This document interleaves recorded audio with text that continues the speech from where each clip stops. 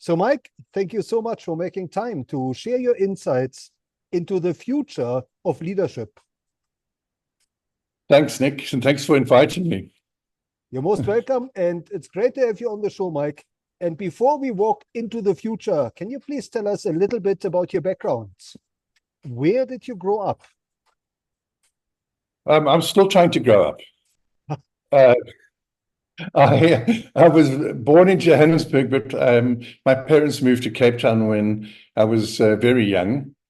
And so, for all intents and purposes, a Cape Town boy. I went to school here and then initially to the University of Cape Town. Yes, so Cape Town is really where my home is. And as I've mentioned to you a bit earlier, it's also where I live now. I've been fortunate to live elsewhere in the world, in Johannesburg and in New York, but this is my home. So, yep, a bit about me. I have been very fortunate in my career to have worked in many different industries and in different businesses, and that actually suits my personality. I have a very curious mind. I trained as a CA and then later did a master's degree in law.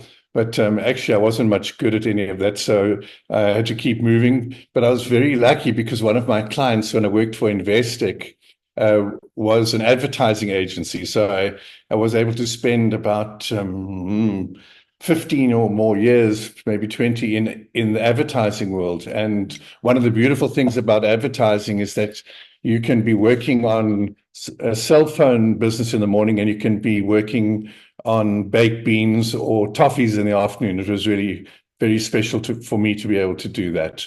And of course, advertising also sits on the fence and the bridge between communication and persuasion on the one hand, and on the other side, you've got all the elements of business, returns on investment, marketing spend, market share, etc. And so for me personally, I felt lucky because I was able to be involved with language and music and art and the effect that that can have in business. So that was really terrific. And then after I had finished a career in advertising in South Africa and in the States, I then went into a startup business with a couple of colleagues. We were in digital media for about 8 years.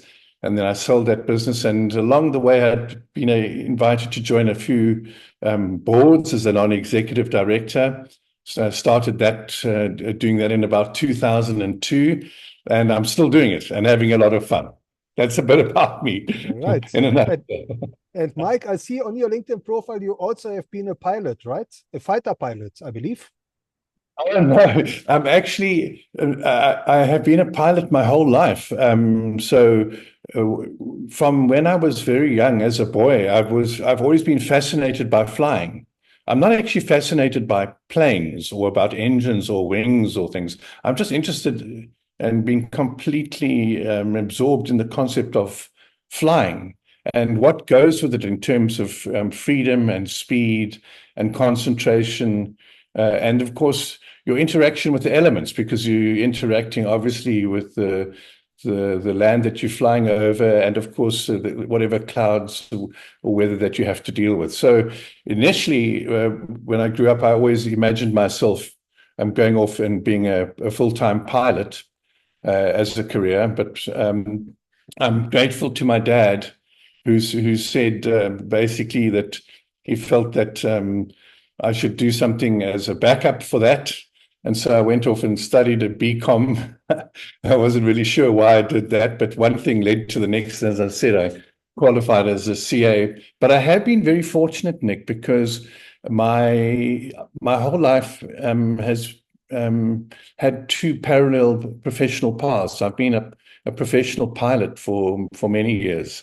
So I am able to pick and choose what flights I can do, whether they're helicopter or jet flights. And sometimes in more recent years, I'm always busy when the flights go to Lagos, but somehow there's a gap when they're off to Madagascar or the Seychelles. Right. And can you tell us, Mike, as a pilot, what has been your best experience? Or maybe your most memorable experience? in the sky? Wow, that's a difficult question, because I've been flying for more than 45 years. So I've had, and that's almost half of the history of flying. So things have changed an incredible amount. But Nick, I suppose the things that stick out are, the first time one flies across the North Atlantic on your own or with a colleague, that's something special. I was fortunate to fly around in the States and in Canada for a couple of years. We've had the opportunity to fly to Grand Prix and things. Yeah, and then of course there's the simple things. I derive immense joy from sharing flying with other people, young and old. So over the years, I've discovered, for example, that there are petrol attendants at airfields who have worked in that role for, say, 15 or 20 years, but have never been in a plane or a helicopter. So before they can finish refueling, I've invited them and we're off on a flight. One memorable flight I will tell you about is that I flew to Beaufort West one year and refueled there. And the refueling guy had a friend there whose name was Major. And so I invited him for a quick flight and we flew around the town. And he was very interested in the traffic circle in Beaufort West. And then we landed back. And afterwards, I realized that actually he was the commanding officer of the prison, which is on the traffic island in Beaufort West. And Major wasn't his name, it was his rank. Okay. I've had many instances of very amusing incidents over the years with passengers, yeah. And Mike, going back to your early days, can you tell us who inspired you when you grew up? I think in the first instance, like so many people, my parents inspired me. I came from a pretty modest family. My dad comes from an Afrikaans background, and my mum comes from a Scottish and British background. That came with its own challenges, of course. Historically, at the turn of the century, the South African War and whatever. But yeah, they were very important parts of my life. I was very lucky to grow up with them both being around as parents. Doesn't always happen, and I took that probably for granted. I think someone else who probably had a big impact on my life was a man by the name of Colin Ingalls, who was a senior executive at Shell, oil company in South Africa. And what inspired me about him was that he had been a pilot in the Second World War in the Royal Air Force, and he had shared his life between flying and working. And I think that was a hint for me that actually things could be done that way. We also loved mountaineering. He loved mountaineering. And in those days, I was very, very interested in mountaineering and rock climbing and hiking and so forth. Yeah. And Mike, looking back over your career, would you say there was a major turning point, or maybe a number of turning points? I think there was. I think that I worked at Coopers and Lybrand, which is today part of PwC. I thought that was a terrific experience. I learned so much there. I then spent time in the Air Force. That was another set of learnings completely.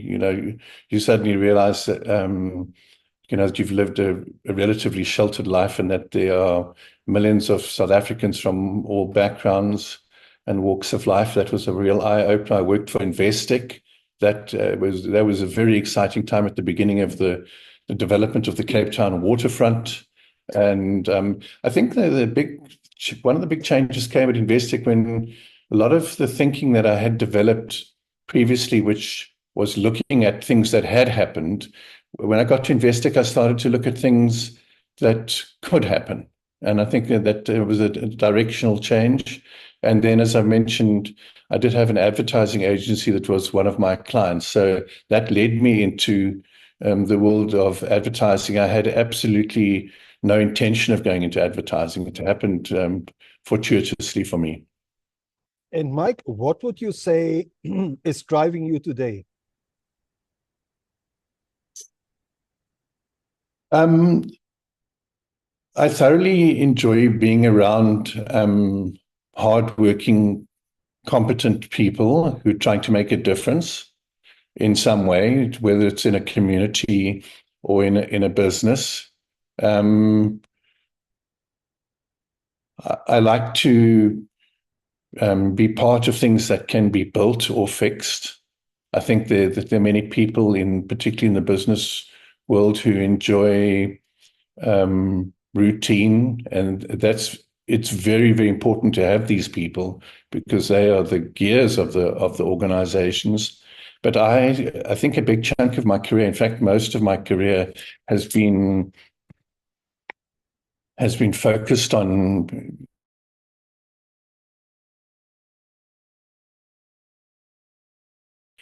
could do better and needed help or needed to turn around. And so that's the kind of work that I've enjoyed. And I think, to your question, I think that's what drives me even today.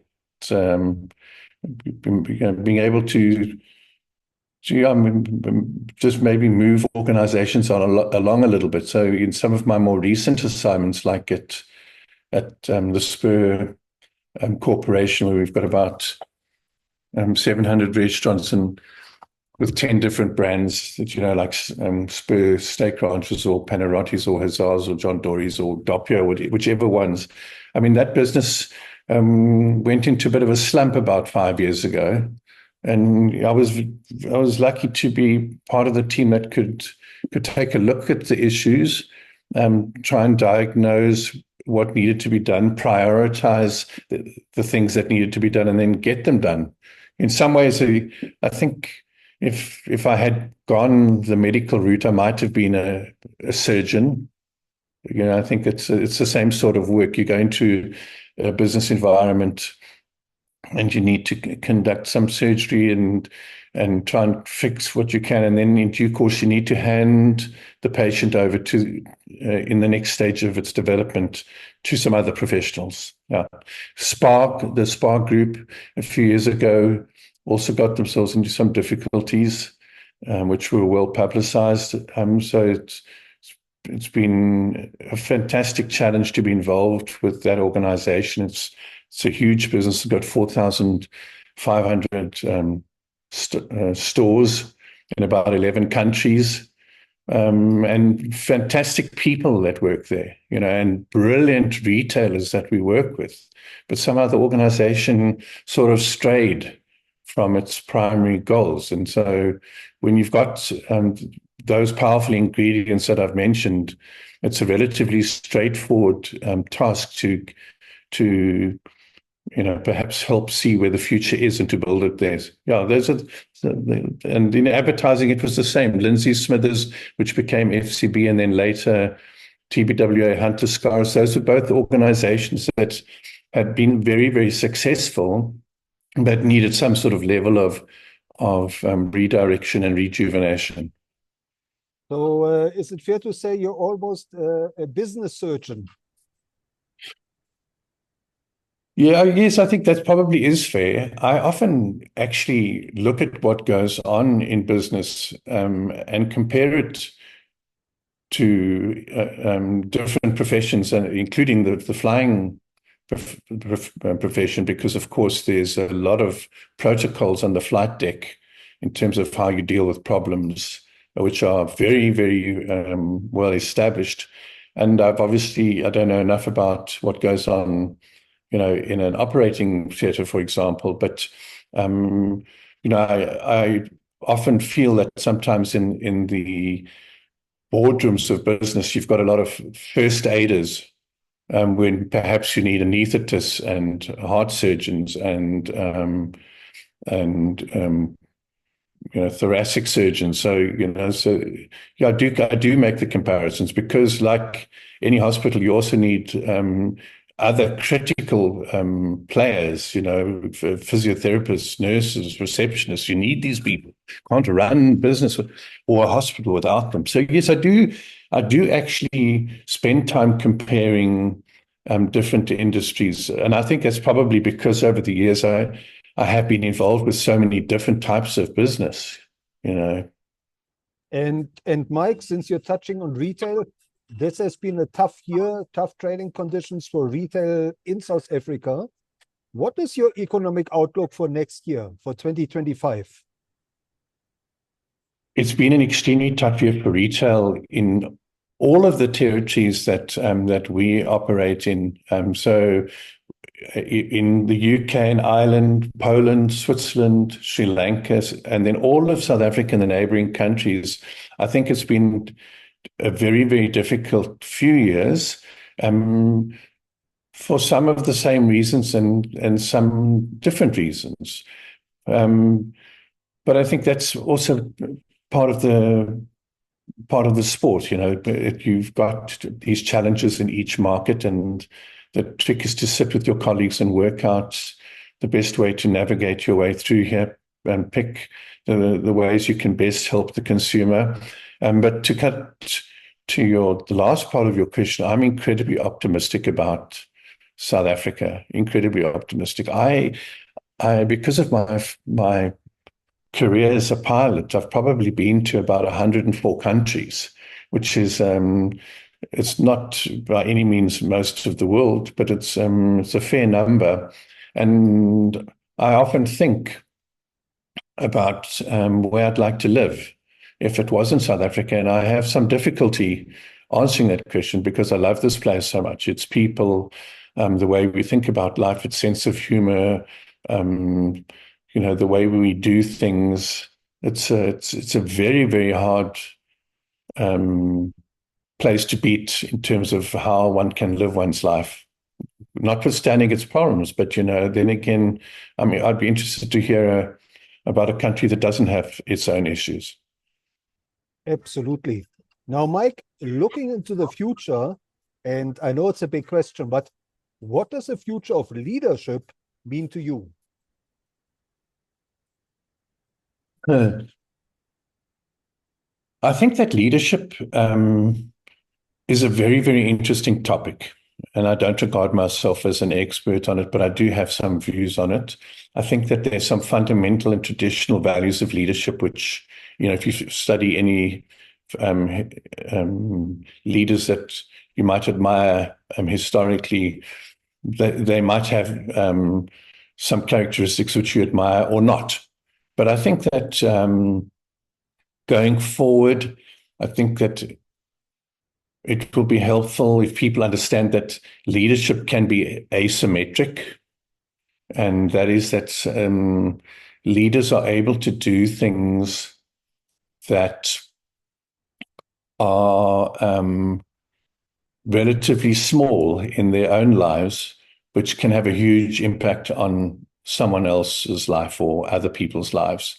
And in that regard, leadership isn't a balanced discipline. And I think a lot of people don't actually consciously think about that. I think it's going to be super important going forward that people use different leadership styles. Over the years, people have asked me, what leadership style do I use? And I try to explain that I feel that in my toolbox, I have different styles. And if there's an emergency, for example, on a flight deck, I might well use a much more autocratic command kind of leadership style than I would use if we were sitting around deciding where we should all go for lunch. But if I had to defer to one sort of leadership style, I very much appreciate hearing from other people and getting the input. So I sometimes it's been known as the consultative leadership style. You ask around and to collect as much information as you can. But at the end of the day, you make the call. So you're the person who has to carry the responsibility for the decision made. I think if going forward, I think leaders will look after themselves if they don't take everything too seriously, don't take themselves seriously. I think that life is short, one must have fun. And I don't think that working hard in any business means, by definition, you can't enjoy yourself or have fun. I feel very sorry for people who are, for example, right-handed and have to go to work, and their work demands left-handed behavior, if you know what I'm saying. I think that you've got a lot of potentially people who are good at jobs but don't like them. And to the extent that there would be a possibility to reconsider those roles, I think that that would be a good thing to do, because when you get to retirement age, you don't want to look back and think there was a big chunk of my life which I didn't enjoy because it didn't sit with me naturally. Um, I think that would be a sad situation to find yourself in. Yeah. I could give you a few other examples. I think it's family first, business second. Be there for when your children are at high school. I was once given that piece of advice: be around for your kids. Because when you leave the business after a long time, as a leader, there might be a photo of you, in the pub or on a wall somewhere, but actually your sons and daughters may have lost out. And I think father figures are very important. At one stage, with one of the schools I was involved with, we did a bit of research, and we discovered that only 1/3 of the matric class had father figures in their lives. That's a very sad state of affairs. I'm meandering, but perhaps it's interesting. Be tough on issues, don't be tough on people. Criticize in private, praise in public. These are the things going forward. These are elements of future leadership, which to me would be important. And then, crucially, for me, leaders in the future should buy in 100% to treating everybody with respect, regardless of their station in life. I mean, a lot of people ask me about who have I mentored and who have been my mentees. And I have difficulty with that kind of a question, because that implies that somebody is more important or more senior, as they are to somebody else. But to the extent that I've been involved in those relationships, I've always found that I may know more about a particular set of circumstances or a path through life. But at the same time, I've found that to the extent that I've had, say, a mentee, I've been able to learn so much from them. So I've actually seen it as a mutually beneficial relationship, and actually an equal relationship. Now, Mike, since you touched on the next generation, and since leadership is paramount to the future of the planet and the people, in your opinion, what is it we have to do more to develop future leaders, to enable future leaders, and to build future leaders? I think that our schooling system would be a good place to start. It worries me that so many schools still operate in the way that we did 50 or 60 years ago. And I think that that the curricula of schools, it could be thrilling to totally revitalize and reinvent that. I mean, how is it possible that men and women are leaving school and haven't been taught how to be mothers or fathers? How is it possible that they're leaving school and they haven't been taught how to change tires on cars? Or in recent years, as we know, there's been a great deal of effort put into understanding other cultures and being respectful. And I think that's a big step forward. I think there's also been a lot of breakdown of stereotypes. I think that's terrific. But I think if there were things that could be done at a school level to sensitize people about how life is going to turn out for them. I think there are a lot of people who leave school feeling that life owes them something somehow. That would be a good place to start. I also am a big proponent of including younger people in senior roles. Historically in boardrooms, you sort of had to earn your stripes, so to speak. You had to have so many years under the belt as, in a particular senior role before you were invited into a boardroom. I don't like that approach. I think that the sooner people can get it fast tracked into boardrooms, for example, the better it's going to be for the organization. I mean, if you take so many businesses in South Africa, you can pick almost any one. Um, there are young people who can add value because they have skills which are not in the boardroom, whether they are social media skills or tech skills or understanding of young markets, So I think those are some of the trends we might see in the future. Now, Mike, these are challenging times as the world is stumbling from one crisis into the next. What is your advice for future leaders in terms of challenges? What are some of the biggest challenges they should expect to encounter and hopefully overcome in their career? Do you mean worldwide or more specifically in a South African environment? Yeah, maybe globally and then South Africa. Yeah, well, I think in the first instance, I think that as we watch the world changing very rapidly, one should not necessarily tackle challenges in an incremental fashion.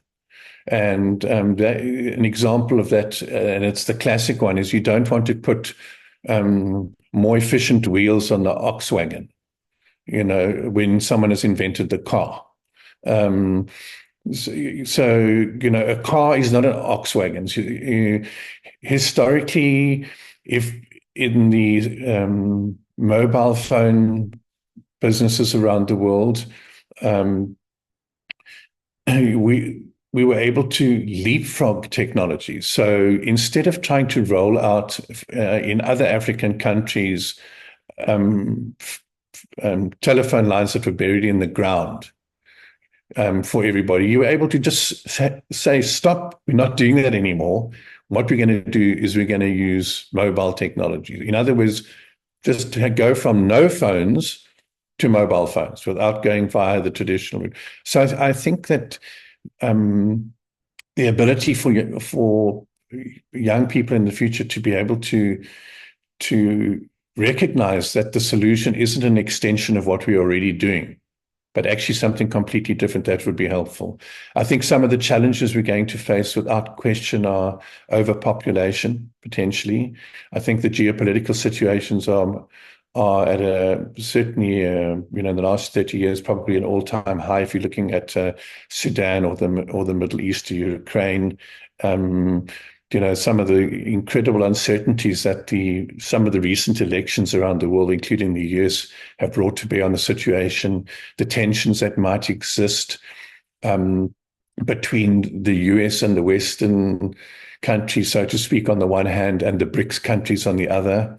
I think that these are things that can cause some proper challenges for sure. And in businesses and in other environments, I don't think historically we've necessarily had to pay so much attention to the state of the world and the state of the environment, water shortages, and climate change. These are things that are new additions. Also in business, I think we've been trained over the years to manage risk and return. Typically you take a bigger risk, you can have a bigger return, but you can also lose a lot more. There's a new element that's crept in recent years, and that's this element of uncertainty. And uncertainty is a very difficult thing to manage because then you start to think, in terms of your whole sets of risk frameworks about what you can protect yourself from and what you can't. And uncertainty is definitely going to be something that we need to pay attention to for sure. And Mike, if you were to design a curriculum for future leaders, what are maybe one or two key skills that you would want to factor in and maybe teach?